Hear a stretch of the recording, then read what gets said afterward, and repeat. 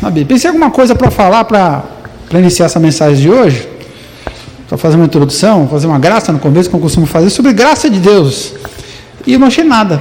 Vou começar falando sobre graça, mas tentei lembrar alguma coisa assim, que fosse assim, espetacularmente agraciado, mais do que o normal, mais do que a média, mas na verdade tudo que a gente tem, tudo que acontece de bom com a gente, absolutamente tudo, é fruto da graça de Deus, então não sobrou nada que eu pudesse dizer, isso aqui teve mais graça do que aquilo.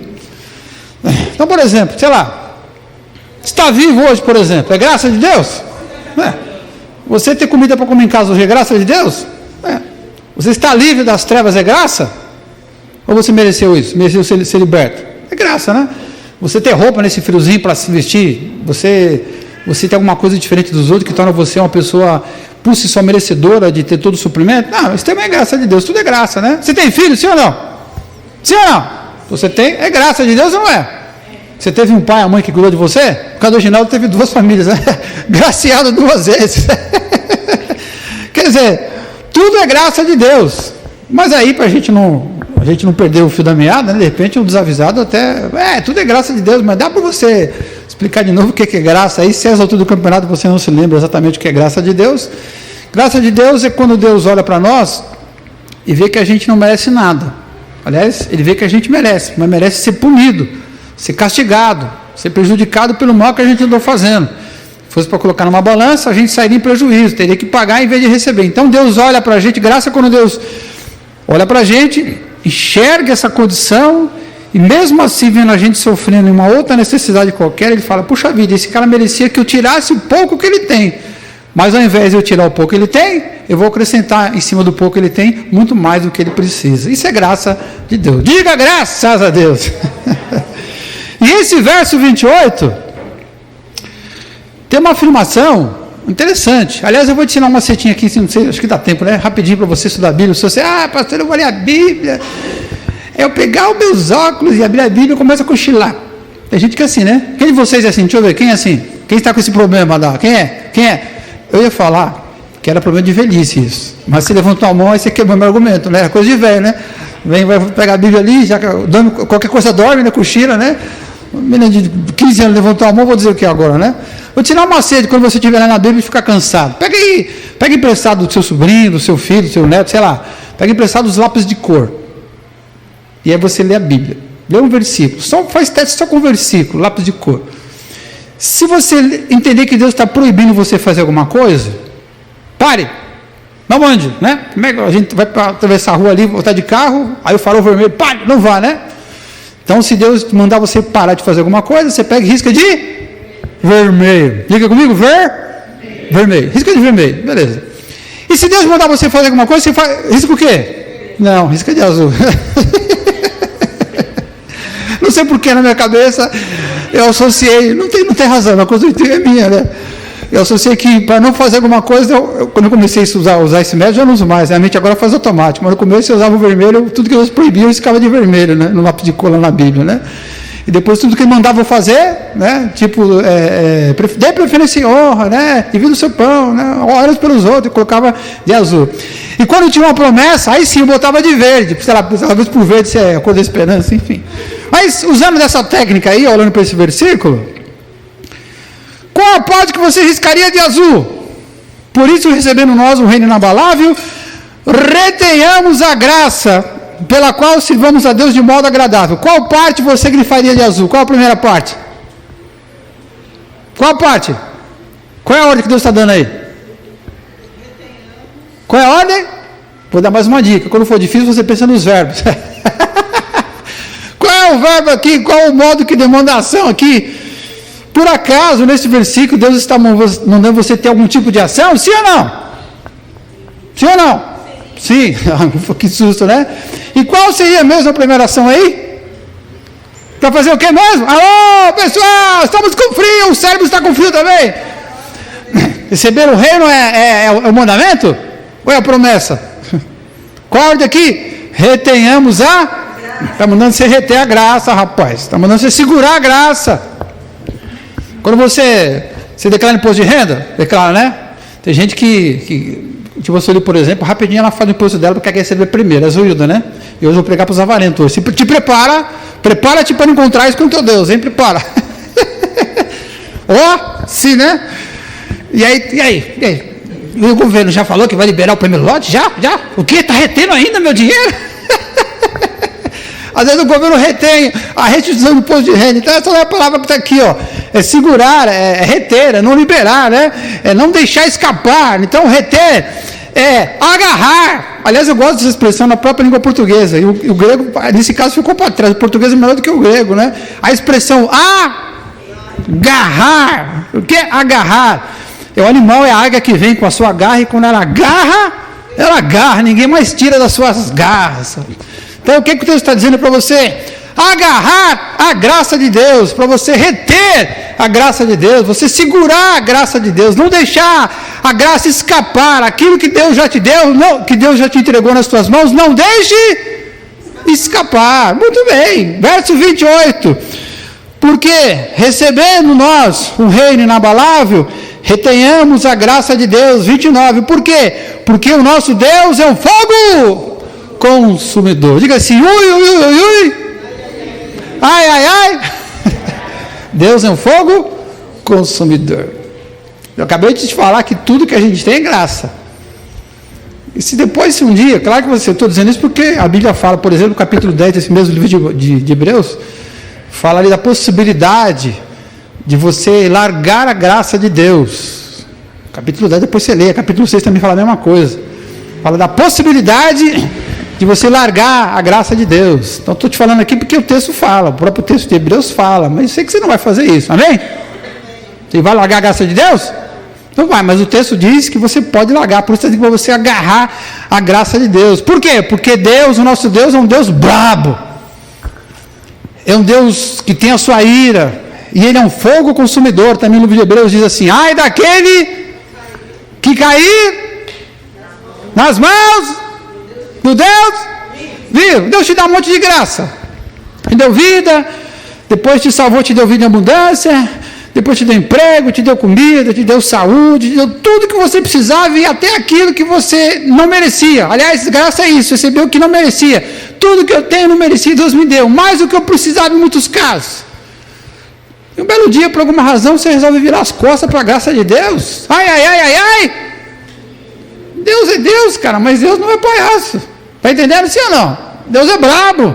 Se você futucar ali, futucar você com a vara curta, aí o negócio fica ruim. Então a primeira coisa diz, não brinque com as coisas que Deus faz na sua vida.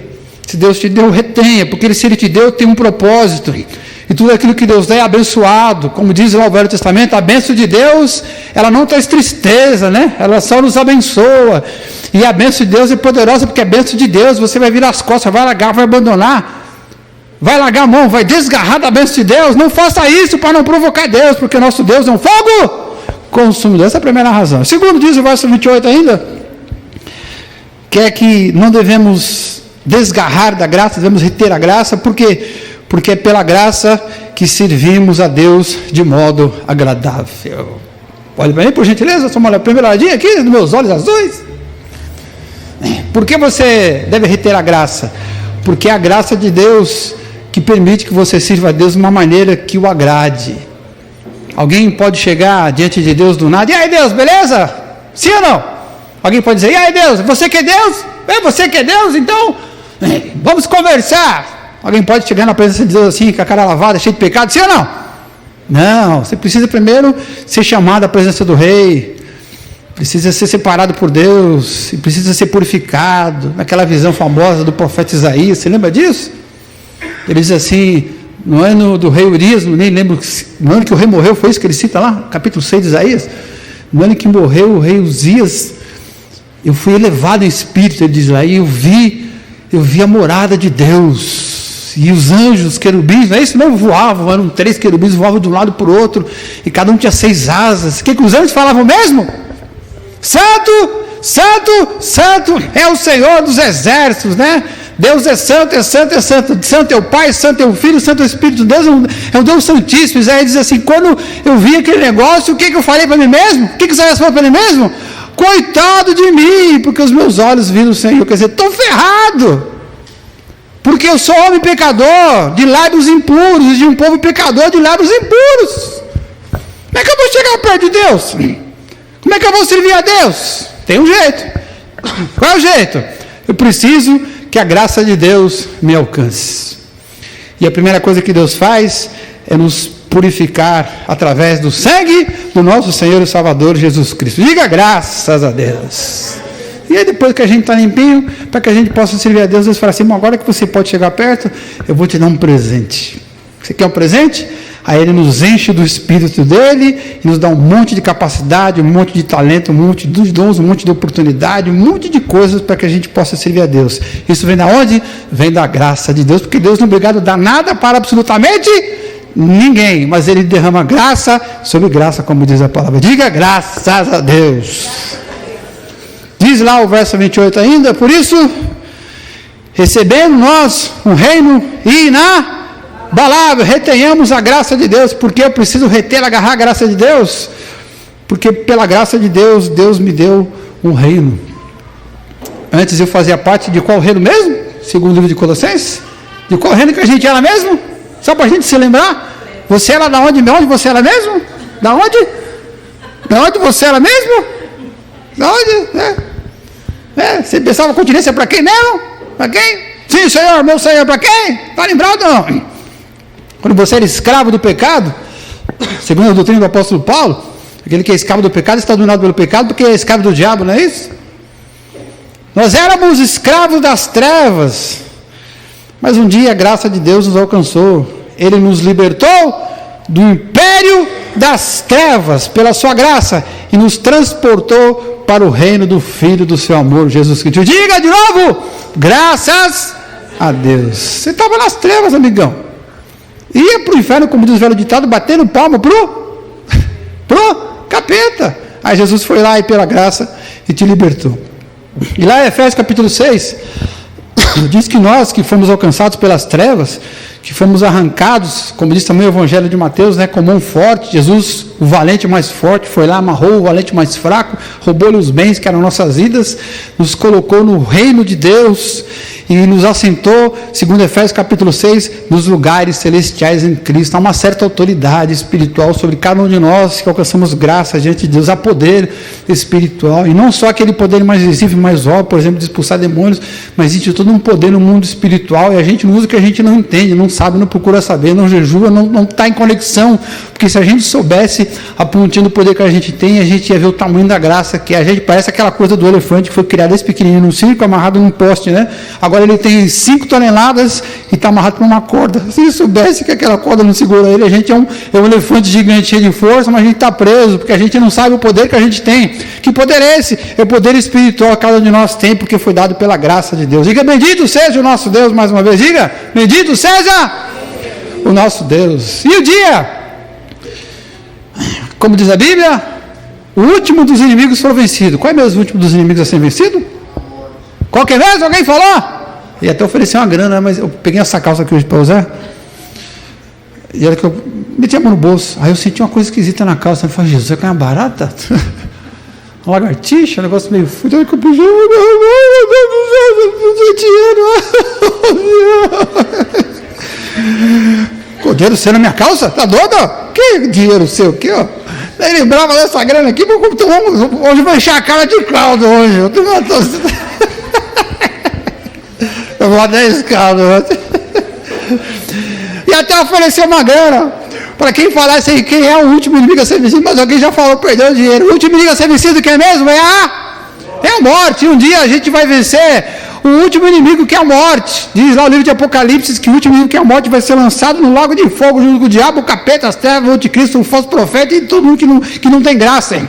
Mas nós que temos a graça de Deus, iremos ressuscitar naquele dia, quando você tiver um corpo novo em folha, tiver tudo renovado, tudo transformado. O que você vai dizer mesmo para Deus? Ó Senhor, graças a Deus, graças à graça de Deus. Isso faz parte da graça de Deus. Aí vamos dominar junto com Jesus aquele milênio, está lembrado do milênio, né?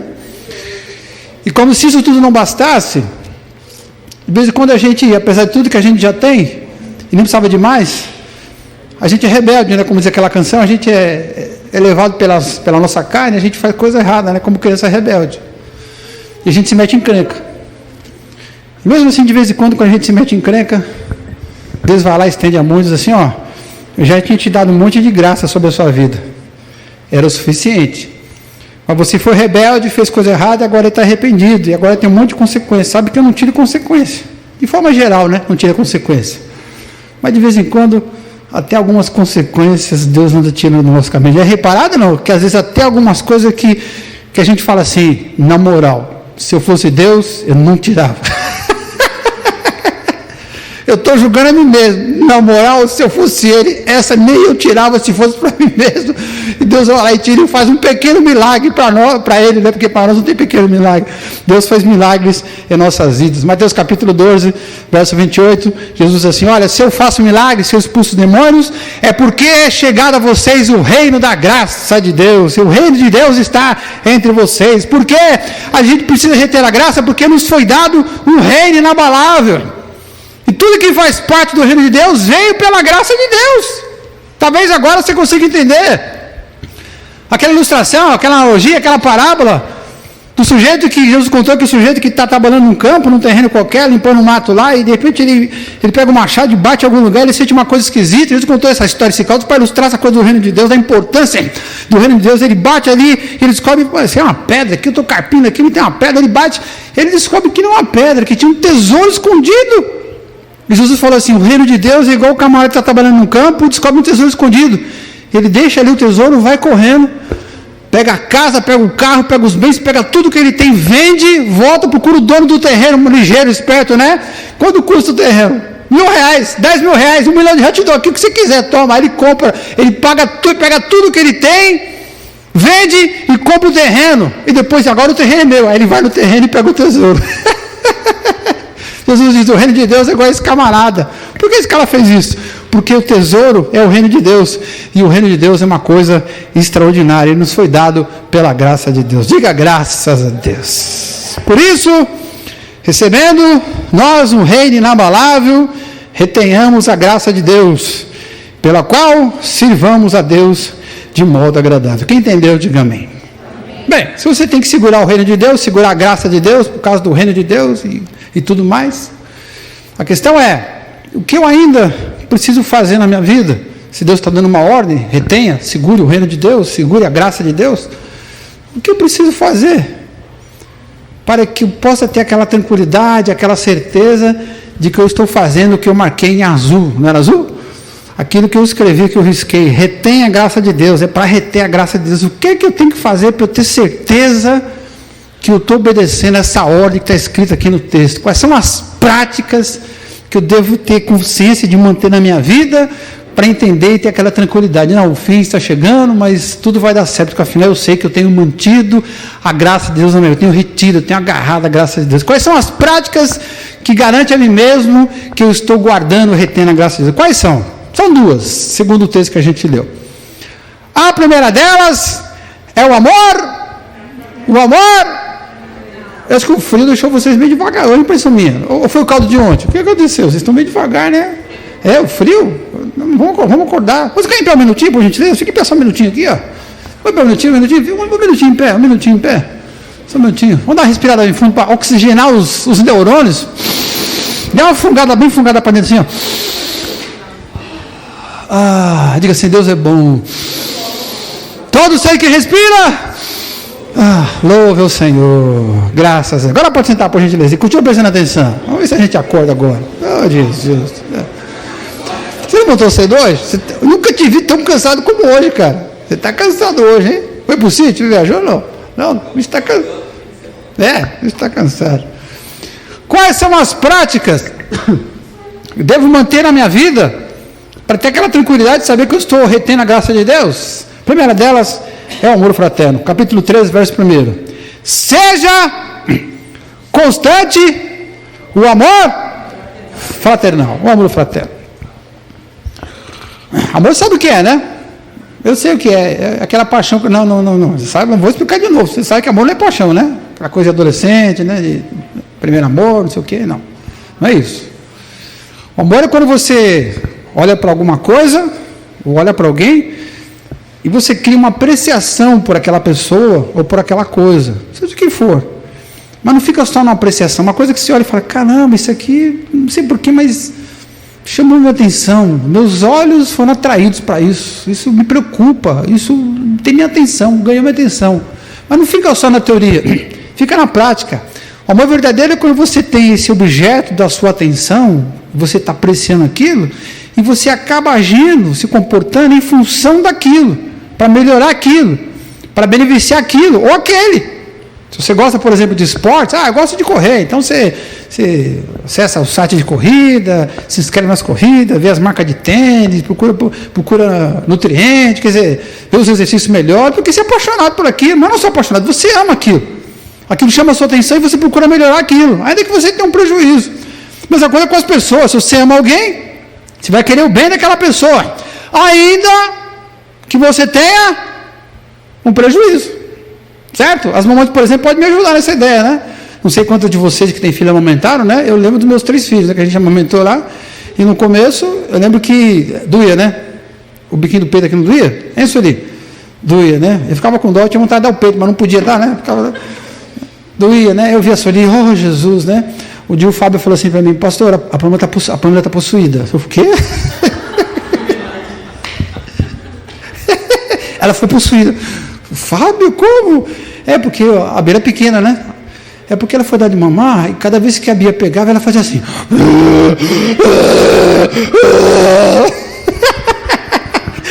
Ela parecia que estava possuída de tanta dor que ela sentia, cara. Eu fiquei pensando, moço, se fosse eu, cara, eu disse, na moral, vamos colocar um TTzinho, uma madeirazinha, bora fazer um TT ali, gastar uma grana com o Nanon, gastar uma grana pesada com o Nanon ali, né? Torrar uma grana com aquele leite caro para diabo. Eu dar meu peito sangrando ali, rapaziada, nada. Mas é isso que as mamães fazem sim ou não? Não, cara, levanta de madrugada, cansado igual vocês, assim, o pior ainda, né? Cheio de olheira, e o bico do peito, olha assim, todo rasgado, e fala, toma aí, mamãe. Por quê? Porque elas têm amor, cara, elas amam as pessoas, seus filhos. Amor fraternal, como a palavra diz, fraternal, de fraternidade, é como se a Bíblia está comparando o amor que a gente tem pelos nossos irmãos carnais de sangue. Meus irmãos, amor? Como assim? Pô, tem certeza que comparação é essa? Eu lembro que eu via brigando com meus irmãos, eu via arregaçando meus irmãos. Isso para dizer o melhor, né? A gente quase se matava todo dia. E um querendo ser melhor que o outro, e ciúme do pai, ciúme da mãe. Se o meu pai comprasse uma coisa para um, aí não comprasse para o outro, a briga estava feia, a confusão estava feita, e não sei o que, aquela confusão, aquela ciumeira, e brigava, e competia. Beleza, aí vocês cresceram, e hoje, como é que funciona? A gente quase não se fala, beleza. Mas se o seu irmão ficar doente, e te ligar e falar assim, beleza aí, mano, beleza aí, tô ferrado aqui. Não tem ninguém para me socorrer. O que você faz? Pede para sua família aí, sua outra família, pede para seus amigos, irmão da igreja. É isso que seu irmão fala, que você fala para ele? Não, cara, esse é irmão de sangue. Eu tenho pouco contato com meus irmãos de sangue, né? Porque a diferença de idade era muito grande entre eu e eles. Mas a hora que um deles chegar e me ligar e falar assim, corre aqui porque eu estou com bata num problema, eu não penso 2 vezes. Porque os laços são muito fortes. A gente convive, a gente está junto, a gente até se odeia, se pega, sai nos tapas. Um dia eu saí numa briga de espada com meu irmão mais novo, só que a espada, na verdade, era um taco de sinuca. Imagina, eu com um taco de sinuca aqui, e ele com o taco de lá, daqui a pouco todo mundo atacava na minha mão, rapaz, me deu outra estrela, eu quis matar ele. Mas na hora que cresce, tem um problema, a gente é o primeiro que corre. E a Bíblia está dizendo que a gente deve amar com amor fraternal, mesmo sem gostar, sem ter aquela intimidade. Eu não tenho muito a ver com meus irmãos, mas, cara, mesmo sem gostar, na hora que precisa, a gente chega junto, a gente comparece, a gente ama. E para reter a graça de Deus, olha o que o texto está dizendo, seja constante o amor fraternal. Tenha esse amor para com as pessoas, a semelhança desse amor que você tem para com seus irmãos de sangue, esse amor fraternal. Ame-se uns aos outros como Jesus ensinou. Quem entendeu, diga amém. Agora, vamos fazer um teste aí, né? Se a gente ama de verdade com amor fraternal, agora você traz essa aplicação, né? 13:16. Será que a gente ama fraternalmente mesmo o próximo que está do nosso lado? Como se fosse meu irmão de sangue? 13,16, veja na sua Bíblia aí. Como é que a gente ama fraternalmente aí? Não negligencieis igualmente a prática do bem, ajudando o próximo, fazendo a famosa beneficência, ou engasguei agora, beneficência, ou beneficência, tem as duas palavras em português, né? Beneficência. Continue fazendo a tal da beneficência, fazendo bem, entregando os seus bens para as pessoas. Comece com os de fora, porque é mais difícil, né? Faça com os de fora. Você conhece alguém que não é parente seu e não é da sua igreja? Os de fora, né? Mas o cara tem necessidade material. Eu te falei para você fazer. O que eu mandei você fazer isso com aquela calça que está apertada e não serve mais? O que eu mandei você fazer com ela? Aquela calça que você está guardando para quando você emagrecer? Você vai emagrecer? Não vai? Eu estou guardando. O que eu mandei você fazer com essa calça? O que eu mandei? Dispensa. Aquela roupa que você está guardando lá. Olha, gente, sério, não tem condições da gente limpar o armário aí descobrir coisas que estão vencidas. Tem lógica isso? Sabendo que tem gente perto da gente com fome. E aí você descobriu um troço, acho que foi ontem, não foi em casa assim, ontem? Você fez uma gelzinha e descobriu um trem que estava vencido? Foi um pacote de pão integral, lacrado aí do olho, e falou, está vencido, tem que jogar fora. Eu falei, não, dá para o cachorro, dá para o cachorro, deixa o cachorro comer. Pô, cai não serve de nada para nada esse cachorro, nem rato não pega, né? Jogou fora o pão, cara, uma vergonha.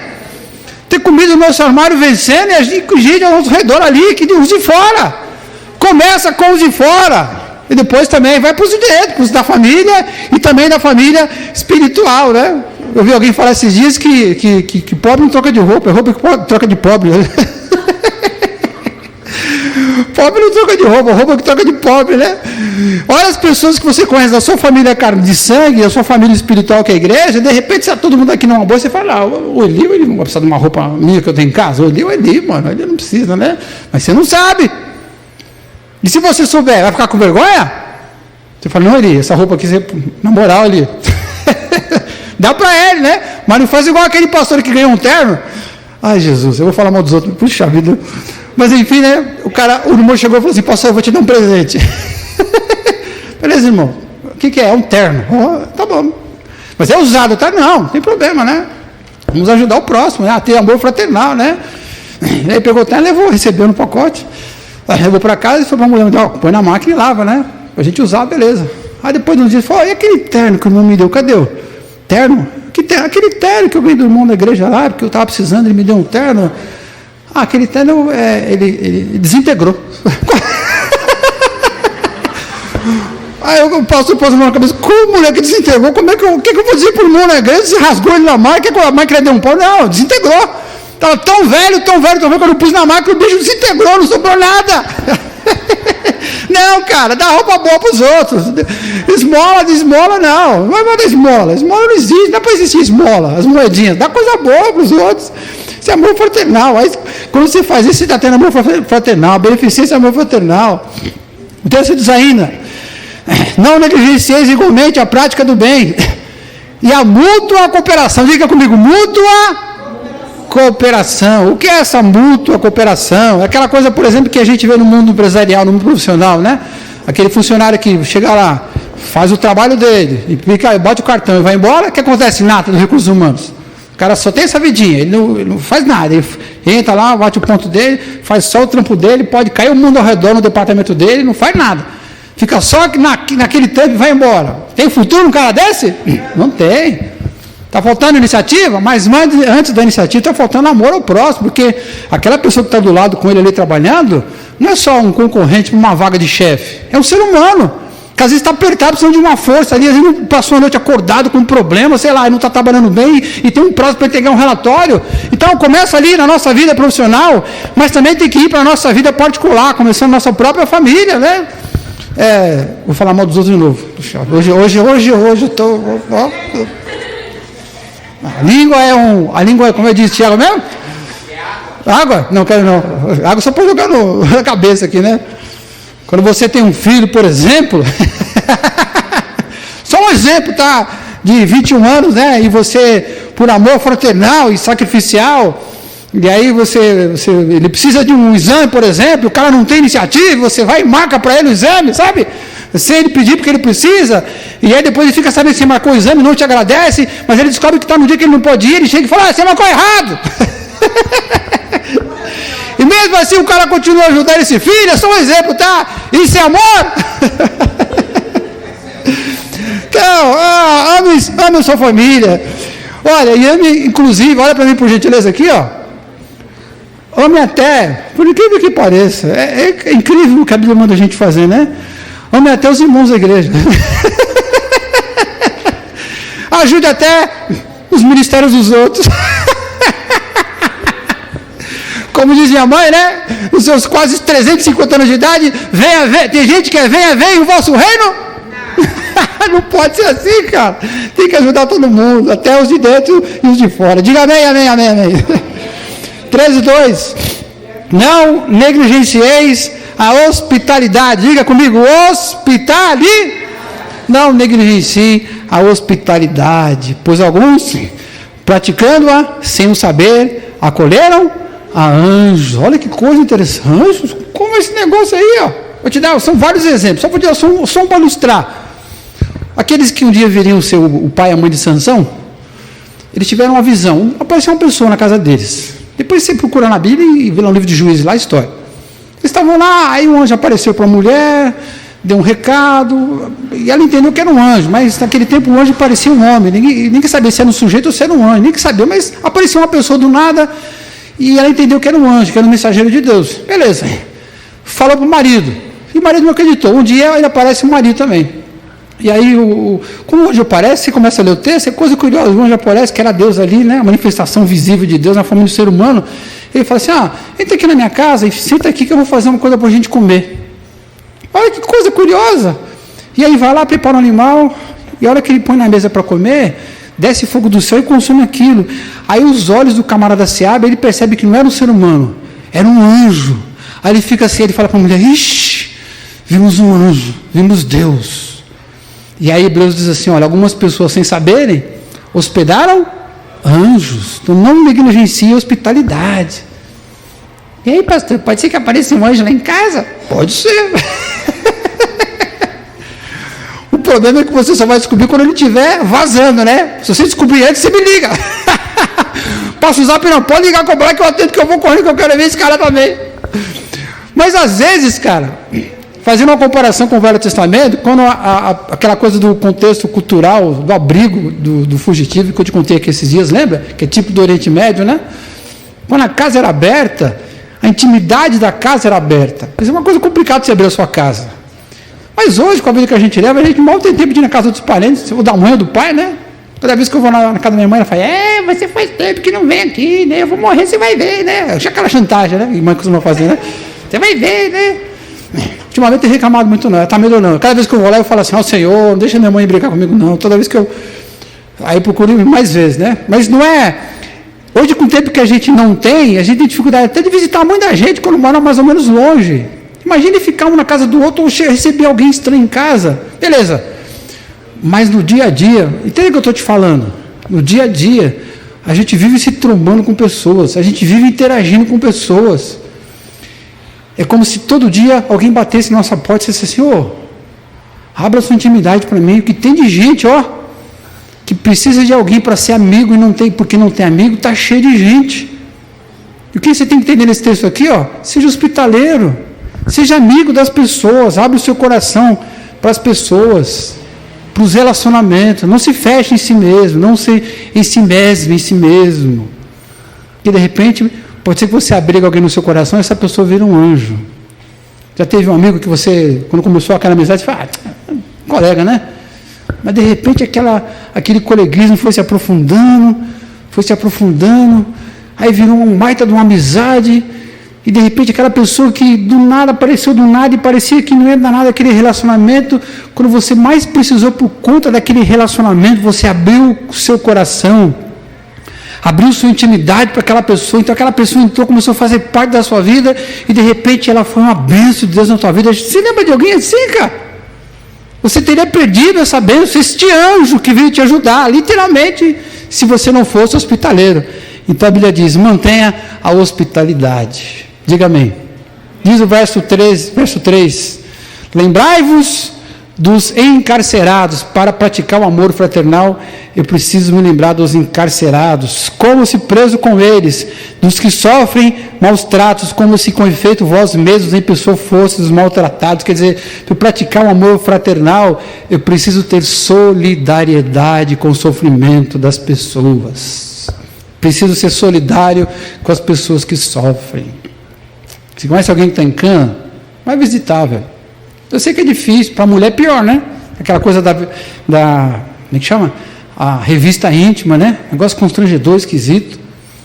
Vai visitar. Se você não puder visitar, não dá. Escreve uma carta. Mas tempo de e-mails? Eu não posso ligar lá, se você ligar, você vai ser preso. Liga lá, você não pode ligar, eles não podem ter telefone. Eu sei que eles têm, mas não pode, não faça isso. Escreve uma carta, cara. Diz, fulano de tal, você lembra de mim? Eu sou seu vizinho, fiquei sabendo que você está preso, não sei o que lá. Estou aqui torcendo por você, você precisa ajudar de alguma maneira, sabe? Para visitar as pessoas que não estiverem doentes. É muito ruim, eu não sei se você teve recentemente doente, né? Você sabe que eu tive em janeiro e fevereiro doente, né? E aí eu tive a grata surpresa de algumas pessoas que foram em casa só para conversar comigo, né? Eu falei, puxa vida, eu precisei ficar doente por causa de conversar comigo. Sem pedir nada, graças a Deus, né? Mas foi muito bom estar ali debilitado, algumas pessoas terem encostado lá, e eu acostumado, confesso que eu tive até bastante dificuldade. Eu falei, não, eu tenho que me policiar. Toda vez que alguém encosta lá, eu já fico preparado. Bom, o que será que precisa? O que será que aconteceu? Eu começo já aquela estratégia pastoral de abordar a pessoa, dar espaço para ela falar, eu preparado para ministrar. Eu tive que me reprogramar para não ministrar, mas ser ministrado. A dificuldade dos primeiros chegarem em casa, eu doente lá, eu vim aqui te ver, pastor, e agora? O que eu faço agora? Eu não tinha a menor ideia como é que fazia isso. Fiquei todo desconcertado desse jeito, mas depois peguei o jeito aí e foi uma beleza, ficou fácil. E foi muito bom, quando a gente está doente e a gente recebe ali alguém, visite essa pessoa, cara, que faz bem para essas pessoas. Se você souber de alguém que está sofrendo, sei lá, com outro tipo de cadeia espiritual, por exemplo, conheço um cara ali, um doido, filho do capeta, indo para o inferno. Beleza, você já constatou, fez o diagnóstico espiritual dele? Beleza. E aí, o que mais você vai fazer por ele? Não posso fazer nada, esse cara não quer saber de nada. Bom, ele pode não querer saber de nada. Mas você quer saber de alguma coisa? Eu quero. Então, se ele não quer nem que você chegue perto para ajudá-lo, ora por ele. Jejue por ele. A nossa tendência é jejuar por nós mesmos, alguma coisa que seja do nosso interesse. Pega uma pessoa endemoniada que você conhece, não quer saber de igreja, não quer saber de Deus, e você vê que o diabo está acabando com a vida dela, e diga assim, Senhor, hoje eu vou passar o dia inteiro sem comer, por conta daquela pessoa. A Bíblia está dizendo, sofra como se você estivesse sofrendo no lugar dela. E se fosse você oprimido? Se fosse eu doente? Se fosse eu na cadeia? Eu não gostaria que alguém estivesse perto de mim, eu não queria ser consolado, ser libertado, ser curado, queria. Então a Bíblia diz, seja solidário com as pessoas. Lembrai-vos dos encarcerados, como se presos com eles, dos que sofrem maus tratos, como se de fato vós mesmos, em pessoa, fossem os maltratados. Dê um espaço para essas pessoas, diga amém. É fácil? É fácil? É fácil? É fácil? Não, muito difícil. Porque a gente está acostumado a ser egoísta, né? Dá para fazer com o pé nas costas? Não. Versículo 16. Olha o que diz o texto. Não negligencieis igualmente a prática do bem e a mútua cooperação. Por quê? Porque com tais o quê? Sacrifícios, Deus se agrada. O próprio texto está dizendo que isso para nós em algum momento vai ter um aspecto, uma característica, uma cara de sacrifício. E sacrifício é uma coisa que é ruim, que a gente não gosta de fazer. O exemplo maior na cruz, Jesus, a oração do Getsemane, Pai, se for possível, afasta de mim o caso, porque ele estava ali, ele disse para o Senhor, eu estou aqui oprimido, estou aqui angustiado, a expressão que ele usou, eu estou sentindo uma angústia de morte, porque ele sabia que ia ser preso e passar pela tortura, pelo escárnio e pela morte lenta e dolorosa da cruz. Era um sacrifício, algo difícil. Ajudar as pessoas, estar perto das pessoas, ter amor fraternal é fácil? Não, é difícil. Por isso é preciso muitas vezes fazer um verdadeiro sacrifício. Mas diz o capítulo 3, verso 16, que quando isso acontece, Deus se compraz, Deus se alegra. Quando a gente faz isso pelo próximo, Deus se alegra. E você sabe que o Velho Testamento diz o que mesmo sobre a alegria de Deus? Quando eu alegro Deus, a alegria do Senhor é a nossa força, cara. Cada sacrifício que você faz por conta do amor fraterno para com as pessoas, Deus se alegra, e Deus te enche do poder, te enche do Espírito. Diga graças a Deus. Graças a Deus por isso.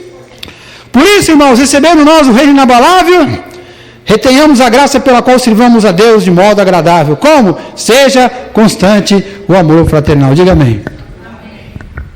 Tá, mais um? Tá tempo ainda? Acabou o horário já? Acabou o horário? Era 8h30 que acabava o culto? Era, né? Oh, Jesus! Segunda prática. Vou tentar falar em 5 minutos, será que vai dar? Para você reter a graça de Deus, além da prática do amor fraternal, você precisa fazer mais uma coisa. O que mesmo? O que mesmo? O que mesmo? O que mesmo? O que mesmo? Isso. Desapego financeiro. De novo, é fácil ou difícil? Esse é pior. Qual é pior dos dois?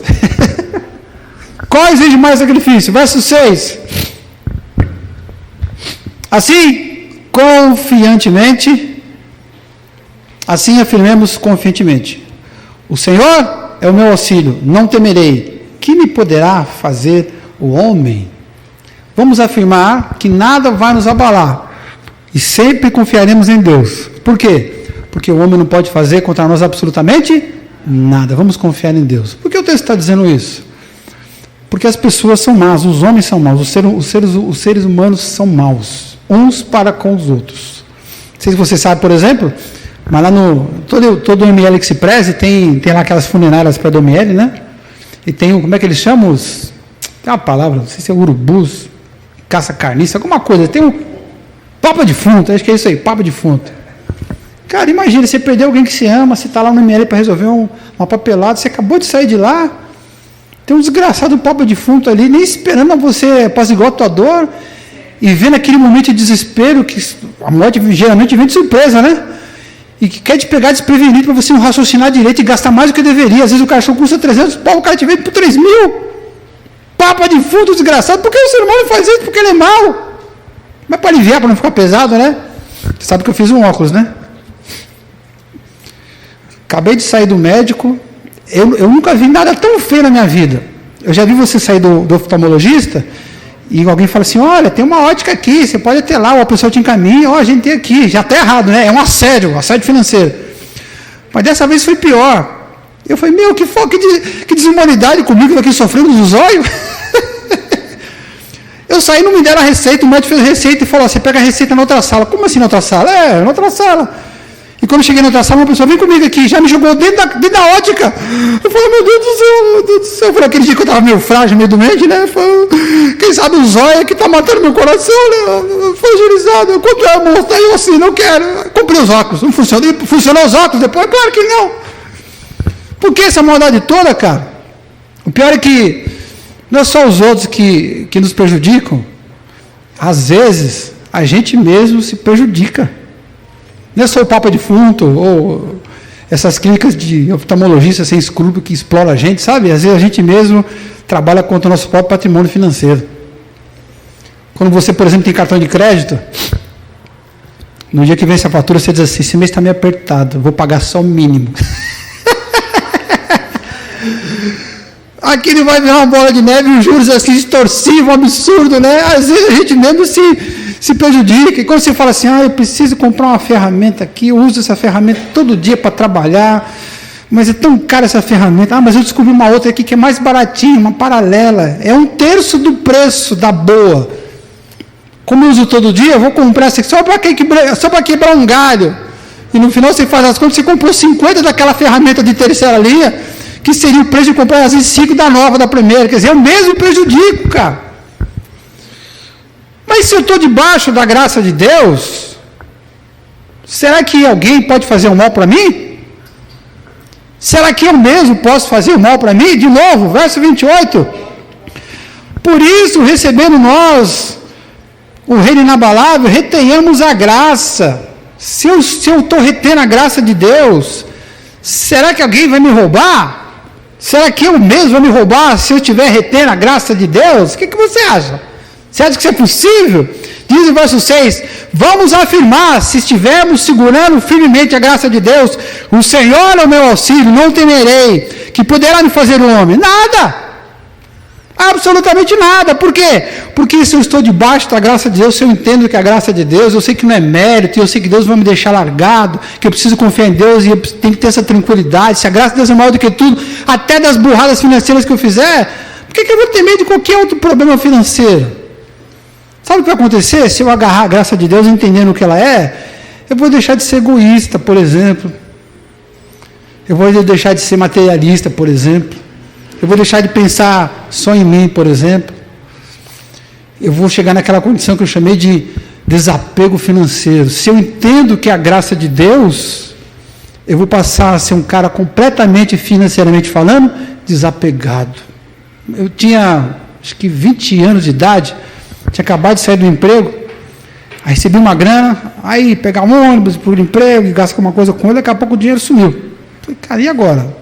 Solteiro, era 20 anos de idade, solteiro, não tinha nenhuma perspectiva de emprego, nenhuma entrevista marcada, já tinha batido todas as portas, aí estou um dia lá, solteiro ainda, lá na casa da minha mãe, sozinho, de noite, aquela coisa, puxa vida, o que eu vou fazer agora, né?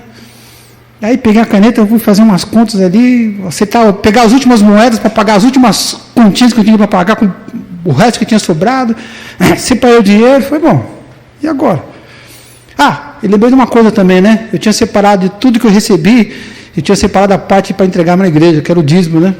Aí tinha umas últimas moedas para fazer algumas coisas, tipo assim, pegar um ônibus 2 e acabou o dinheiro. E tinha um envelope que eu tinha separado com todo o dízimo, de toda a rescisão. Aí eu olhei para aquele envelope, o envelope me olhou, mas novo convertido, coração cheio, né? Primeiro amor, eu tinha visto muitas áreas da minha vida sendo transformadas, eu tinha visto muitos testemunhos de outras pessoas e começando minha vida com Deus, aí vi aquela confiança, o mundo pode se levantar como for, até para me destruir financeiramente, mas se o amor de Deus está sobre mim, se a graça de Deus está sobre mim, será que essa oferta, esse dízimo que eu quero entregar, e não é imposto, eu estou fazendo isso porque eu quero de coração, de vontade, com alegria, será que essa grana vai faltar? Mas nem veio a pergunta na cabeça, aquela confiança absoluta nunca vai faltar. Eu guardei o envelope, fui dormir, depois no outro dia eu fui para a igreja, entreguei e fiquei sossegado, tinha uma sexta-feira eu acho, domingo entreguei, e aí quando cheguei em casa na segunda-feira tinha um telegrama, se usava telegrama naquela faz tempo, hein? Eita, nós, hein? Tinha um telegrama em cima da geladeira, né? E era uma proposta de emprego que nem imaginava podia ter aparecido. O resultado, fiquei 5 anos na empresa, trabalhando no banco, ganhei acho que 5 vezes mais do que aquele dízimo que entreguei naquele dia por mês. Foi uma coisa assim absurda. Por quê? Porque a graça estava em cima de mim, e houve um grande desapego naquela hora. Quando você está desapegado, a graça de Deus domina. Preste atenção nisso, pelo amor de Deus, isso é muito importante. Diz o verso 5, seja a vossa vida sem avareza. Abra a sua mão, não seja avarento. Diz mais ainda, a gente antecipar um pouquinho aqui, para não perder muito tempo, que o tempo urge, né? Diz o verso 5 ainda, contentai-vos com as coisas que tendes. Olha para mim aqui, por gentileza. Não seja avarento. E se contente com as coisas que você tem. Olha para mim aqui, por gentileza, olha para mim. Nessa época também de 20 e poucos anos, a gente ia para a igreja e tinha naquela época algumas igrejas que estavam despontando. Por exemplo, tinha a Renascer, que tinha acabado de ser fundada praticamente, né? E a sede era na Liz de Vasconcelos, a molecada toda ia para lá. Aí teve um dia, acho que era um sábado, eu e mais 2 moleques da igreja. Vamos para a Renascer da Liz, vamos lá, vamos curtir, mas coração aberto, sem nenhum preconceito, sabe? Tudo puro, tudo inocente, desapegado de coisas materiais, nem aí. Um deles falou assim, olha, a gente comprou um carro, a gente fez uma sociedade os dois, né? Compramos um carro, né? E o carro tem nome, né? Qual é o nome do carro? La Bamba. La Bamba? Mas por que o carro chama La Bamba? Não, vamos lá. Eu tinha 20 anos, eu tinha cara de motorista e os 2 eram menores, né? Compraram o carro sem menor de idade. Vamos para a igreja, a gente vai lá renascer, vamos curtir, vamos louvar a Deus. Mas você vai com a gente aí então, você vai dirigir que a gente não tem carta. Eu falei, beleza, mas cadê o carro? Está lá fora, o La Bamba está lá fora. Aí cheguei lá e encontrei o La Bamba, o Fusca. Fusca velho, o Fusca 66 velho. Aí entrei aquele Fusca, olhei assim, Aí estava o breque de mão puxado e tinha um cabo de vassoura atravessado para segurar o breque. Eu falei, eu acho que eu sei porque ela não esse carro aqui, né? Aí soltei o breque de mão, o carro já começou a mexer, eu liguei. E era muito engraçado, cara, porque você ia fazer uma curva, lá vem a curva, aí eu fazia assim, ó. 3 dias depois, tinha uma folga no volante, cara. Mas, cara, aí a gente foi lá para renascer e voltou. Depois, na hora de brincar o carro, pôs o carro de vassoura, perdeu o cabo de vassoura. E a gente foi de coração aberto, cantando, louvando, sabe? Uma gratidão no coração, cara. E às vezes o cara vem para a igreja hoje de Mercedes, Range Rover, não sei falar, Range Rover. O cara vem para a igreja de Range Rover. Para aquele bicho, parece um trator na porta da igreja com 6 horas, 50 pneus, sei lá. Ingrato, sabe? Cansado. Ah, que chato, que não, meu. Contentáveis com o que tendes. Se desapegue financeiramente. Vamos ficar em pé, por gentileza, aí, ó. Estourei o tempo. Deus do céu. Para variar, né? Eu falei que ia pregar mesmo essa semana, não teve jeito. Tentei aqui, mas não teve jeito. Terça-feira eu preparei essa mensagem e falei, vou pregar menos, né? Terça-feira estava pronto, falei, vou cortar tudo aqui, ó. Pode terminar, vou dizer o seguinte.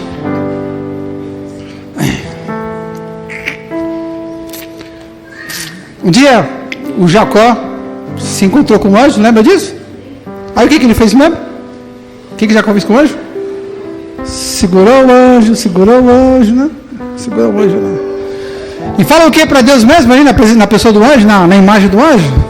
Não largo, se não me abençoar. Jacó segurou o anjo e falou, não largo, se não me abençoar. Olha para mim aqui, ó. Não largo. E o texto que eu escolhi para hoje está dizendo, não largue a graça de Deus, né? Não largue toda a graça de Deus que já te deu. Sabe qual a visão que você tem que ter dessa imagem comparando com Jacó? Presta atenção para a gente acabar aqui, ó. Você não precisa mais segurar a bênção. Não precisa mais agarrar a Deus para Deus te dar nada. Por quê? Porque Deus já te deu. Já está nas tuas mãos. A graça te alcançou por completo. É graça sobre graça. Deus já te deu. Glorifica a Deus. Diga louvado seja Deus. Diga bendito seja Deus. Diga graças a Deus. Deus abençoe. Deus abençoe em nome de Jesus.